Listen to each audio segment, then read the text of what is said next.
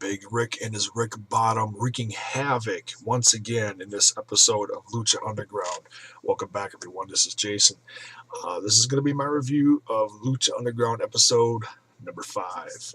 Once again, this episode did not disappoint. If you're new, my channel's growing all the time, and I'm not bragging when I'm saying this.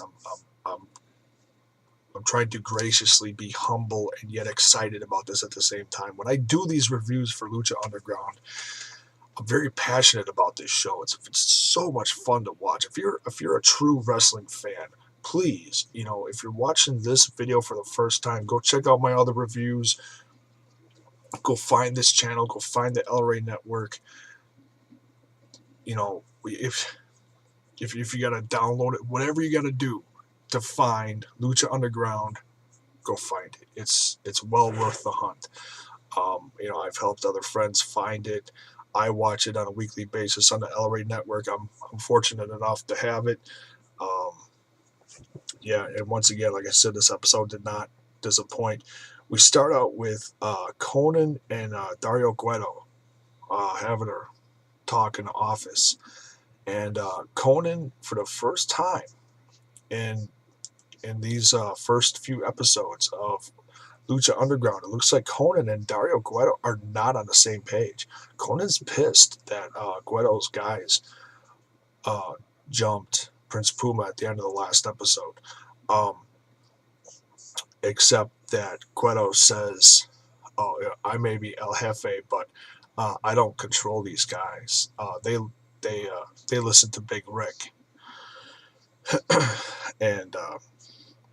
And Conan's like, oh, well, then why don't we set up a match for Big Rick versus Prince Puma in I'll call it a Boyle Heights street fight. Obviously, I guess referring to like the neighborhood itself that where they are. And and then at the end of this segment, Guedo's taking a drink out of his cocktail, and Conan first tells him in the segment, he's like, no, I don't drink with people that attack Prince Puma. And then after they settle on the match, he's like, no, you know what? Takes his drink, swigs it down. He's like, yeah, that was good. Gracias.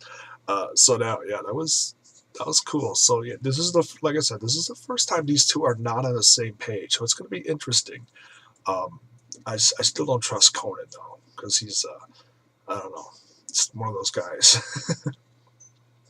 Our first match of this episode is Mil Muertes versus Drago, and of course Mil Muertes comes out with Katrina, and Mil Muertes takes this one. One of the most impressive moves of this match was towards the end, not necessarily the finisher, but right before the finisher, Drago tries to jump off the ropes and get him, and Mil Muertes catches him midair with a spear, and that was cool. That was really cool. And Mil Muertes, they make a point of saying he's undefeated so far. So yeah, it's impressive. And then towards the end of this match, right before Mil Muertes finishes off Drago, we see King Cuerno lurking up above, and he makes his way down to the ring and then puts his finisher on Drago, as in, kind of like they said, he's like hunting his prey, just like in the last episode he was in. So yeah, that's going to be a rivalry that's going to grow in future episodes. It's Cuerno versus Drago, which would be great to watch. Then we got a promo of Johnny Mundo talking about kind of where he came from. Doesn't specifically come out and say the WWE, but wrestling fans who know him knows he came from the WWE. Talks about how politics got in the way of him getting to the top, and of course, yeah, it's true. Whether I think a lot of fans like Johnny Mundo, John Morrison. Some say he didn't quite have that it factor. I think he did. Even though maybe his promos could use a little help. His moves were top notch. Still are. Even after not being in the public eye that much as far as the wrestling business. Um, Man, he's just not missing a beat, and even proves that at the end of this episode. But I don't want to jump ahead of myself. Great great promo though. It really shows him up to be the LA rock star, um, or the rock star lifestyle. We next have Ivelisse come down with Son of Havoc to go up against Mascarita, Sagrada. Son of Havoc and Sagrada have a great match. A pretty long one. One of the longer ones on this episode. And very entertaining. Sagrada, it was pretty evenly matched. And they said, Son of Havoc is not that much bigger than Sagrada. Sagrada's a mini.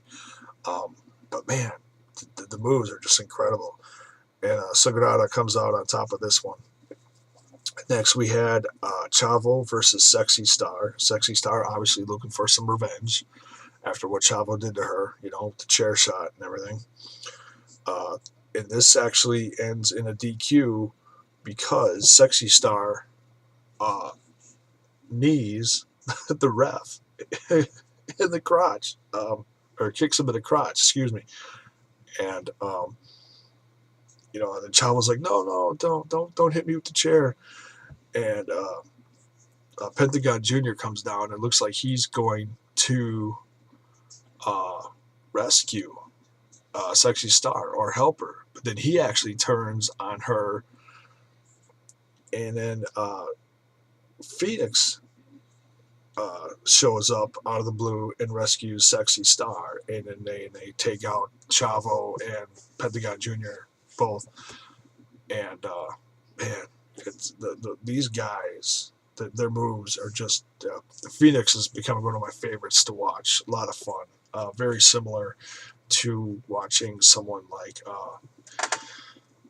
a young Rey Mysterio, and that's who these guys are. This is the next generation of Rey Mysterios, the Lucha styles. It's great, so much fun to watch. And then for the main event, we have the Boyle Heights street fight between Big Rick and Prince Puma.